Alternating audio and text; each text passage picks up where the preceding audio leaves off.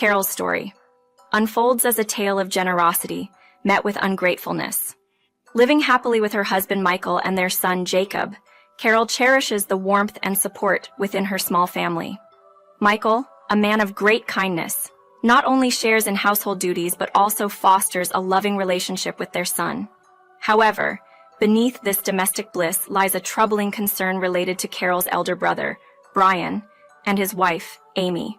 For a decade, Carol has extended financial support to her family, particularly aiming to assist her mother, Samantha, who retired to the family home now occupied by Brian and Amy.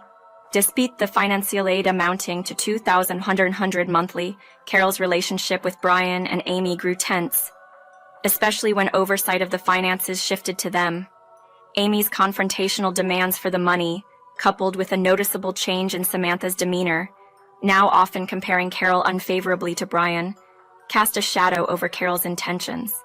Carol's efforts to maintain harmony were met with harsh criticism from Amy, who questioned Carol's capability as a mother over missed payment. This treatment, bordering on extortion, prompted Carol to question the nature of her financial support. Amy's disdain for Carol was evident from their first meeting, marked by derogatory remarks and an audacious fashion choice that seemed out of place to Carol. Despite the familial discord, Carol found solace in her husband's understanding, though the prospect of accepting Amy as family remained daunting.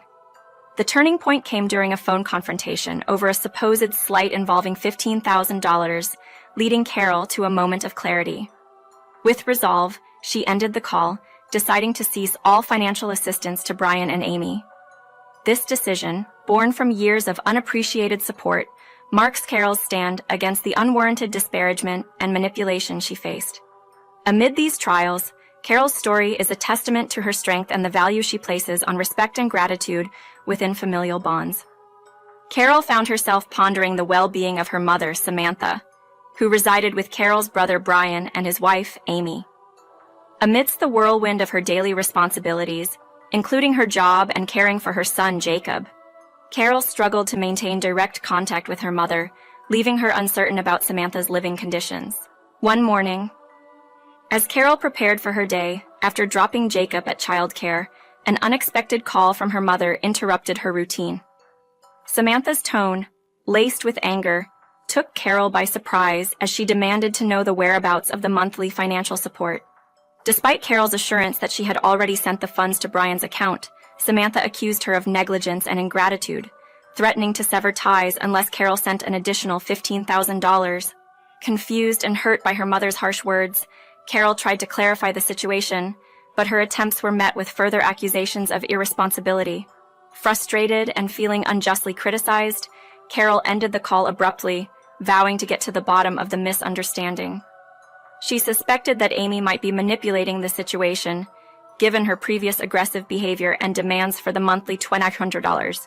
The following month, the cycle repeated with a call from Amy, reminding Carol of the payment deadline. When Carol inquired about the previous month's conflict, Amy dismissed her concerns and urged her to discuss any issues directly with Brian. Heeding this advice, Carol reached out to her brother, hoping for clarity. Brian's response, however, only deepened Carol's shock. He revealed that they had been allocating only a portion of Carol's contributions to their mother, using the remainder for their own expenses. This month, due to additional financial strains, they had diverted the entire amount, leaving nothing for Samantha. This revelation left Carol reeling, realizing that her efforts to support her mother were being exploited by Brian and Amy. Feeling betrayed and helpless, Carol grappled with the reality of her family's dynamics, her trust eroded by the misuse of her financial support. This moment of clarity forced Carol to confront the difficult truth about her brother's actions and the impact on their mother's care, propelling her to reconsider her approach to family and financial assistance. Determined to shed light on the troubling financial situation, Carol decided it was crucial to inform her mother about her brother's admissions. Despite her efforts to explain the situation and prove her financial contributions, her mother remained skeptical, accusing Carol of making excuses and failing to send the money. In a bid to provide undeniable evidence, Carol suggested a video call to show her transaction history, hoping to dispel any doubts. During the video call, Carol presented her bank statement, clearly showing the $15,000 transfer. However, her mother's trust was hard to win, She suggested the document could be falsified, echoing skepticism fueled by stories of digital deception she had encountered in the news. Insistent on seeing the money transferred, her mother ended the conversation abruptly, still unconvinced. Reluctantly, Carol proceeded with another transfer, holding on to hope that this gesture would finally convince her mother of her sincerity. Yet, the situation only escalated. A few days later, an irate call from her mother revealed that the money had once again not reached its intended recipient.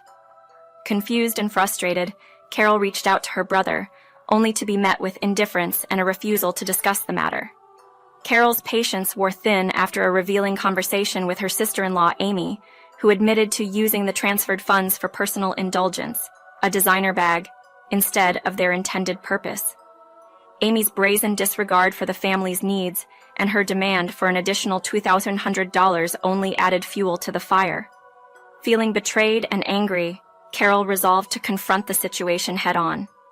She packed her bags and headed to her parents' home, ready to face her family and address the misuse of her financial support directly. Carol's journey from a supportive sister and daughter to a disillusioned family member highlights the complexities of familial obligations and the impact of trust eroded by selfish actions. Carol's unexpected arrival at her family home caught her brother and sister-in-law off guard. Her mother, hopeful for a resolution, greeted her with the expectation of financial support. Carol, firm in her purpose, sought to verify the transfer of $15,000 by asking to see her brother's bank card. Amy's reluctance and evasive responses only fueled Carol's determination. The confrontation escalated quickly, with Amy deflecting and Carol insisting on transparency. The dispute reached a boiling point when their mother, driven by frustration and perhaps denial, sided with Amy, urging Carol to leave and renouncing her as a daughter.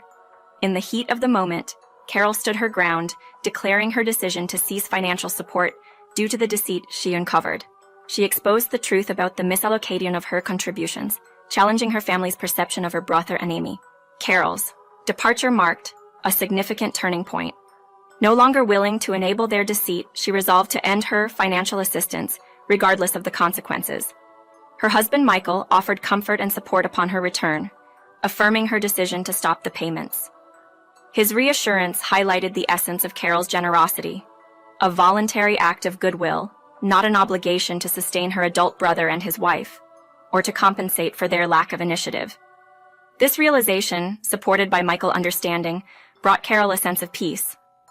Acknowledging that her brother and Amy were capable of supporting themselves, she embraced the freedom from an obligation that had long weighed on her. Carol's journey from dutiful family member to an empowered individual underscored the importance of boundaries and the courage to uphold them in the face of manipulation and ungratefulness. For years, Carol had been the backbone of her family, shouldering the financial burdens of her brother and mother's lapses.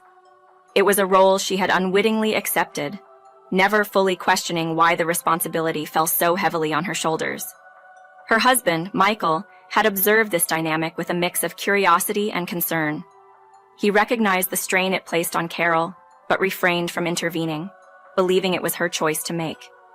However, the moment Carol decided to prioritize their immediate family, herself, Michael, and their son Jacob, Michael expressed his full support. He reassured her that while it was noble to offer assistance in times of crisis, it was not her duty to sustain her brother and mother's daily lives. This affirmation from Michael was the catalyst Carol needed to feel liberated from her self-imposed obligation. In an unexpected twist, Carol's resolution was put to the test when her brother and his wife, Amy, reached out, demanding the usual financial support mid-month.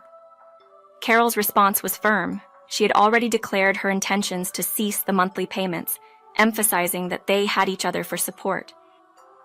The conversation ended with Carol reaffirming her stance and disconnecting.